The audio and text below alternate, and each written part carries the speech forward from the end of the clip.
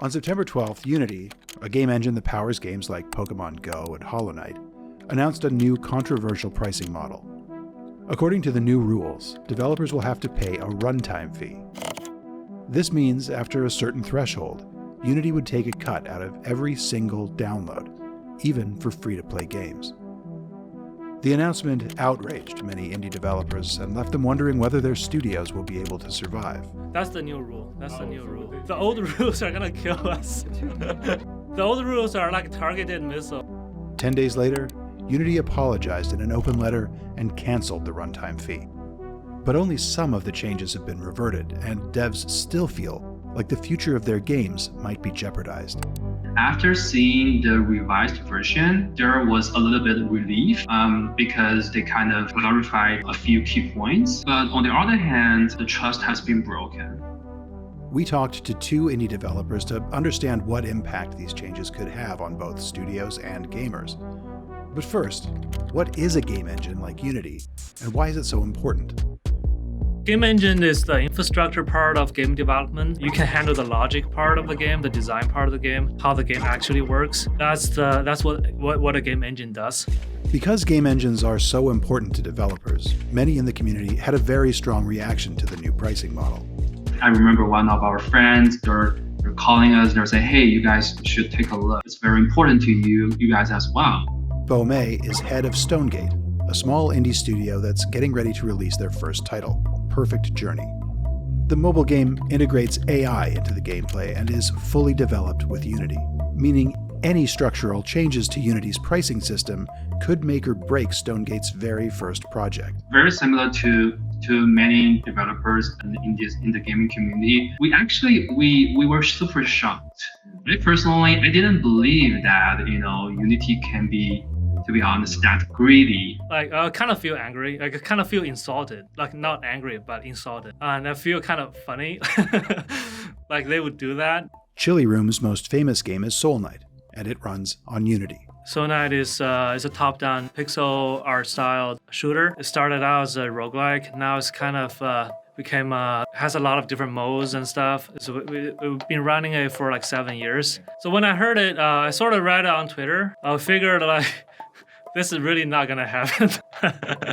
I mean, it's pretty aggressive, like monetization policy, like to the point that it's almost comical. I mean, it's impossible to get real install numbers. Like, how are you gonna enforce it? Because there's no way to obtain official install data, developers would have to self-report in order to pay the runtime fee. For many, however, reporting would mean kissing a significant part of their revenue goodbye. With the new rules, we may end up paying like $200,000 a year in addition to what we already are paying, like the pro licenses and stuff. That's a very rough estimate. We have to actually sit down and do the numbers. That's the new rule. The old rules are gonna kill us. Yeah. The old rules are like targeted missile, right? We consider ourselves indie developers because we still very much use the indie development model. Teams are really small, and we try to be very conservative on the cost side of things. Also, we don't have any overarching corporate goals or anything, or any genres or tracks we try to compete in. We just sort of do games that we want to do. Structural changes to the pricing model of one of the most popular game engines in the world not only impact developers, but also influence the other end of the gaming industry, players. If the cost of making a game goes up, it's gonna definitely propagate to the end user side, right? The player is gonna feel that the game can be a little more expensive. I think it's gonna end up punishing certain type of developers, like mostly developers like us. Like, we rely on a large player base.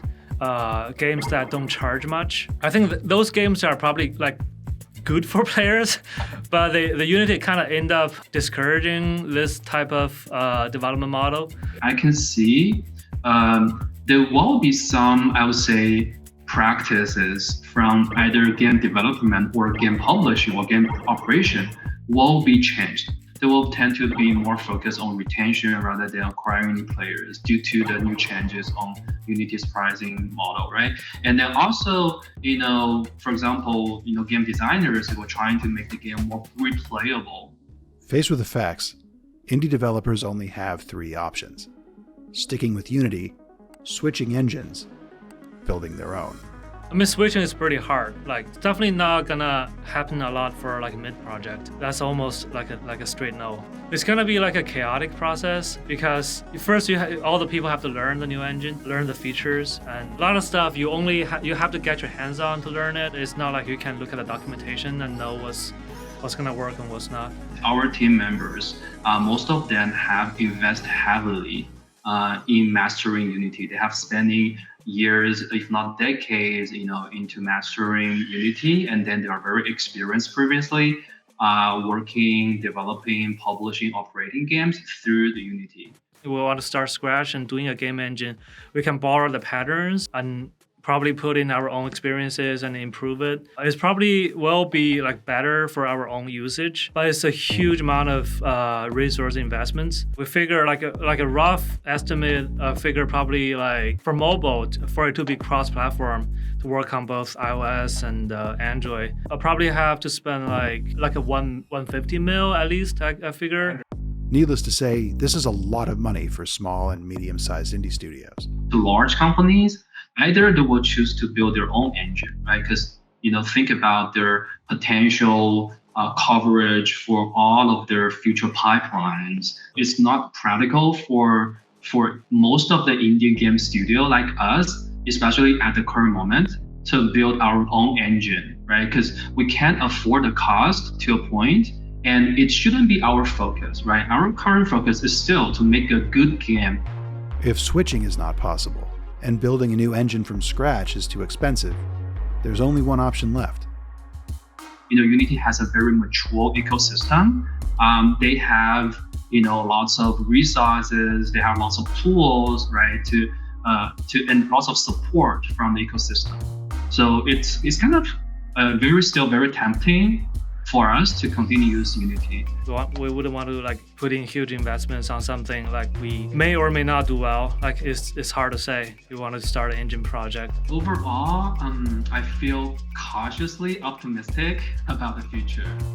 Again, from this incident, I saw a strong reaction from the game development community, and I saw that voice really change something tangible. The consequences of Unity's new pricing model will only really manifest in the next couple of years. Meanwhile, indie developers are left with many questions and a lesson learned the hard way. When struggling to survive, what matters the most is still Unity.